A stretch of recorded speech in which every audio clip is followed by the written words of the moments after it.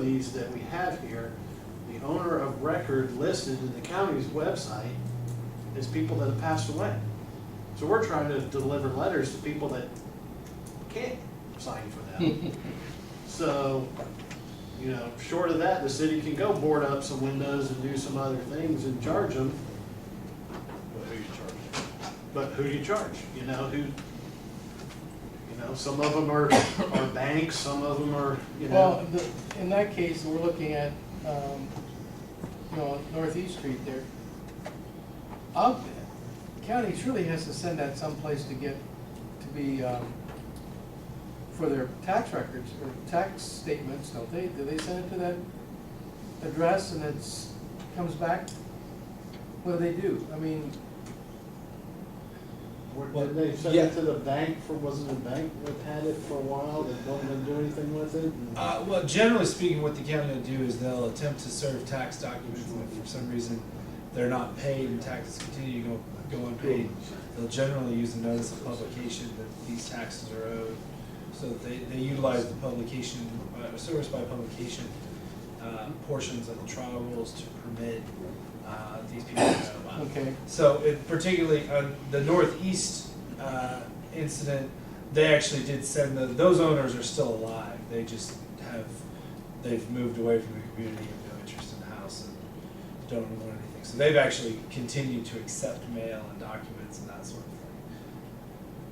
To answer, I'm sorry, I don't mean to step on your, but to answer your question, Kevin, the current letter that we're utilizing does mirror the beginnings of the unsafe building code notice. There's a specific notice provision in the state code that requires any person, if this body or this city wants to use the unsafe building state codes to try and recover funds or demolish something, there's a specific notice provision that says you have 10 days to do X, which is either, in the case of the current letter, it says contact the chief to discuss what you're going to do with the property. Overall, there's about 8 different provisions of what can be an unsafe building and what you can do. There are certain portions of it that the city can simply do without necessarily going through any further due process. They can say, you know, we can board up windows, we can do that after we've given them 10 days notice. If it hasn't been fixed in 10 days, the city can fix it and then charge anyone who has a substantial interest in the property. More substantial things such as demolishing the building, things like that, you're going to require additional due process, which will involves a public hearing followed by, you know, then an additional, after the public hearing, there's an additional 15 to 20 or 15 days compliance period, and then you can go forward with whatever action.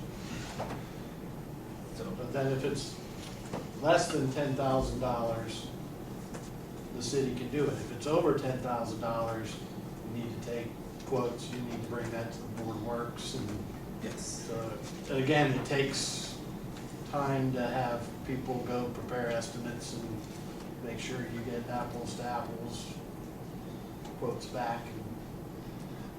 But yeah, and I don't think there is anything in the state code that would prohibit this body from saying what you need to do, particularly in any instance that doesn't fall into the categories that the city can just do.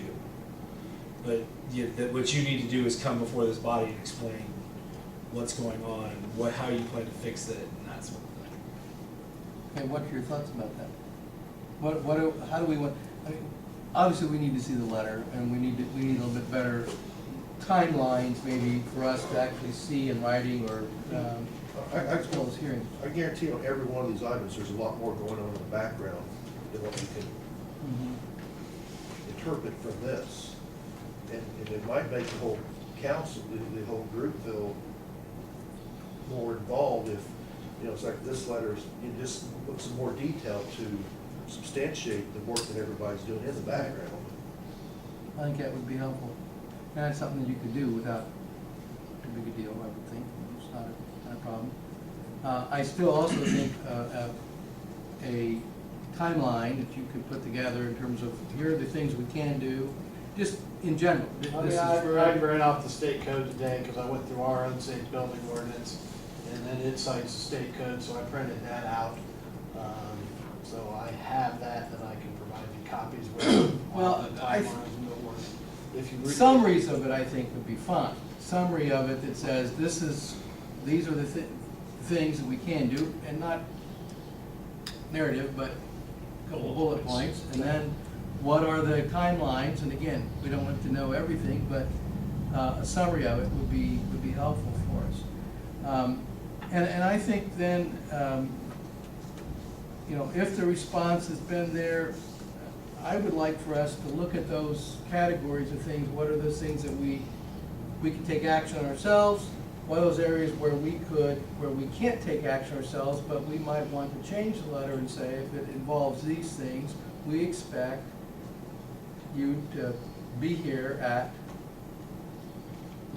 the next meeting to provide to us what your plan of action is to remedy whatever the problem is. And then we'll, I mean, I believe you're certainly within your right with your notice to require them to appear at a meeting. But I don't, it's not in the letter currently. And I would love for that to happen. I would love for that to happen, because currently, they call me and I hear the stories. You know, oh, you know, I gotta do this. Oh, I'm going to the military. I just got deployed. I got, you know, can't do this, can't do that. So I would love, along that same line, the one Kevin talked about was the trailer that still took 2.5 years to get tore down, and the guy had to keep coming to meetings. And it still took 2.5 years. So, my I'm just point, saying, there's it's not gotta be a something point in time where we're able to say, we're not gonna listen to your story anymore. There's gotta be an action, and we ought to be able to have some recourse to force that, whether that's court action, and maybe even then you can't, I mean, you can lead a horse to water, but you can't make him drink, so sometimes you get people that just, you know. And again, and that is perfect. Again, I would love for them to come to the meeting, and then, because again, I can sit here and try to bully them into doing what happens, but we've had instances where then when it comes to this board, over, you know, in the past, well, we'll give you 90 days to keep going. And then at the end of 90 days, guess what?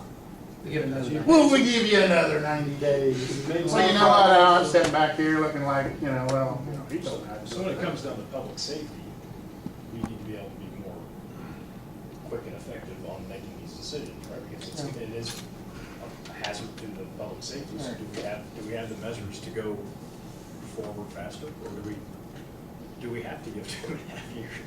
No, you know, I mean, you don't have to. Like I said, state law is 10 to 60 days. Minimum of 10, maximum of 60. Limitations we have is dollars But you involved, can't resources. amend that if they come before you, say they have a hardship, or I need another 2 months. With the trailer and a lot of these that are on here, it's more eyesore than it is public safety. Right. Trust me, we're not gonna let something that's a public safety issue, Yeah. you know, Yeah, I well, we mean, still have to but again, most of these are eyesores, you know, and again, I could, you know, I'm lucky that in my neighborhood, you know, probably my shed was probably the worst building in our neighborhood, and we did tear it down, so. You're not sending me a letter, but, Back to the, it's related, issue of an engineer looking at something and giving a analysis, or I don't know what you call it, but a report that says this is structurally sound. You know, it's not like the Decatur Hotel, for example. Right now we've got that, it says, you know, it's not imminent, there's nothing. Do you have that? Do you have a copy of that letter from an engineer that said that? I mean, we've heard that. No, I've heard that from Isaac. No, I do not have a copy. Okay, and that I think we ought to ask for. In any building that we believe has we have serious concerns about, and that's the other question, can we require a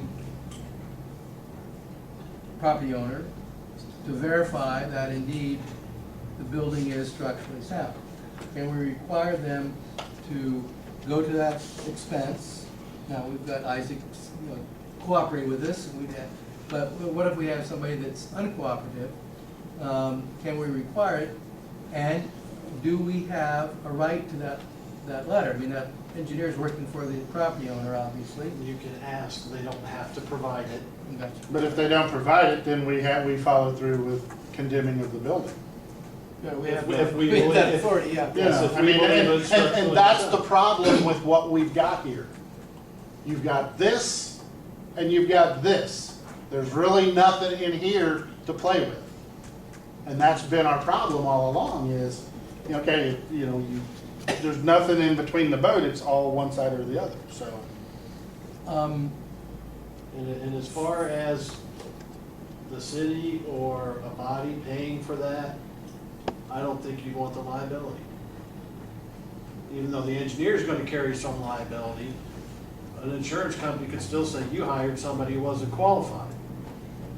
And then there's a problem, and you've hired somebody who gave this report out, and I don't think you want to be responsible for that. No, I tend to agree with that. As far as the assumption of liability for the city hiring it done. Now, I am intrigued by the question of can this body require somebody to submit evidence that a building is structurally sound? I want to verify what I think is the answer, because I think you can require them to verify that the building is structurally sound. Now, whether or not you're entitled to get a copy of that report, I think Gary's right. I don't think you're entitled to a copy of it, but it's some verification would give us. right. But that's the question I want to address, Glenn, is what exactly does verification entail? Can you require someone to appear before you and give evidence essentially of the structural soundness of a building? Because when we do a site plan or other kinds of things, we can require and do require that they provide water runoff and other kinds of conditions that we think are necessary for the well-being of the neighbors and community.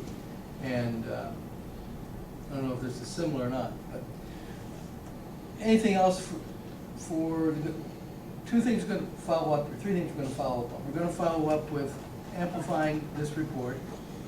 We're going to follow up with a summary of what's possible with state law and within our ordinances. Chris is going, and Gary's can do that. What Chris is going to do is find out about this verification piece, what options we have with regard to requiring verification or requiring owners to submit evidence that the building is structurally sound. And I will do some inquiring about the idea of whether we can do a comprehensive plan or not. I understand your point about the liability and all that, but there may be some ways in which the community can do some things, or we can ask, and it might be that we can ask owners. That might be an ordinance that we have that we could put in place that because of the age and the nature of the downtown buildings, you might have to require some of those things. And that again would be the owner's responsibility, and the owner has liability already, so wouldn't be adding to ours. I'll do inquire with that. Is there anything else, just a minute, is there anything else that, in terms of our discussion here, that we need to, did I hit each point that we brought up satisfactorily, or do we need to add something? Okay. On the structural study recommendation, if you worked with, but weren't the ones actually advocating it, the downtown groups, and they're not for profits, they might also check into the liability with that issue, because I think not for profits aren't held to the same standards. Yeah, well, I'll do some looking into that. The other thing that I wanted you to think about too with doing a structural study, if you can advocate that with the groups, think what it might take off of your plate. Because when an engineer with historic buildings looks at these buildings, he doesn't only find the critical flaws, he finds the things that'll develop into the critical flaws. So you find out way in advance, that gives the owner more time to deal with it. Yeah, I understand. Glenn, Okay. Mayor, Yes, sir. you know, there needs to be some kind, you and I discussed this last Saturday down at Squares, Saturday. And, there needs to be a timeline according to the situation, as we all agree. There needs to be a timeline. And we need to be as fair as we can, but as stern as we can in that regard. Now, on the others, on the houses, for example, the one down on the street we've been discussing the last several months, we need to move a heck of a lot quicker and a lot more stern. I would rather deal with one unhappy party than I would a half a dozen. These calls that most of you get, and Gary gets, and Scott gets, usually I get them first. And it's sometimes over and over and over by several different people complaining about one issue. And by you guys, you know, I truly appreciate what you're looking at doing and making it more stern. It makes my job a whole lot easier. It truly does. And we need to do this because of the neighbors. You know, I'm sure most of you guys take pride in your neighborhoods and your lawns and your house. And for the person next door to have a shack that doesn't care anything about their property or yours, it isn't right. We need to protect the residents who do care. So I encourage you to continue on there. Thank you. Is there anything else, members of the commission, to run for us? If not, we stand adjourned.